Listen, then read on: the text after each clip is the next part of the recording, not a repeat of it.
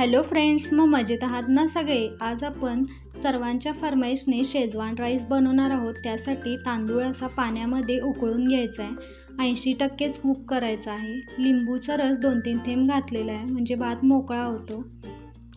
आता उकळून घेतलेला आहे, 80% कुक पण झालेला आहे. आता ते एका चाळणीमध्ये गाळून घ्यायचं आहे, म्हणजे खाली पाणी राहतं आणि वर भात राहतो.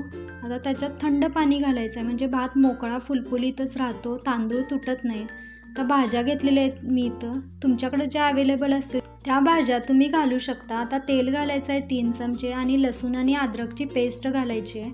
आता मिरची उभे उभे चिरून घेतले ते पण घालून चांगले भाजून घ्यायचे आहेत. आता भाज्या घालून घ्यायच्या आहेत सगळ्या. मस्त लागतो आणि हेल्दीसुद्धा होतो.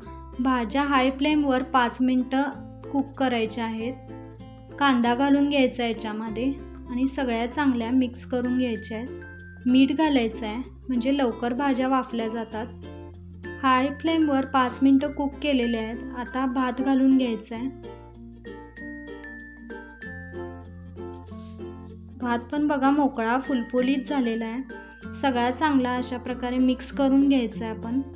आता इथं शेजवान फ्राईड राईस मसाला आहे, तो पण घालून घ्यायचा आहे. मस्त लागणारं एकदम भात.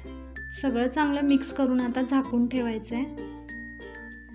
तुम्ही पण अशाच प्रकारे करता का ते मला कमेंटमध्ये नक्की सांगा. शेजवान फ्राईड राईस आहे हा. एकदम मस्त लागतो. मुलांना तर खूपच आवडेल.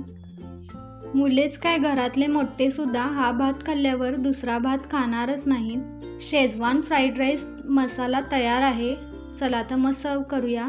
साईडला शेजवान चटणी द्यायची आहे. चला तर मग पुन्हा भेटूया अशाच नवीन रेसिपीसह. तोपर्यंत खुश राहा, मस्त राहा आणि खात राहा.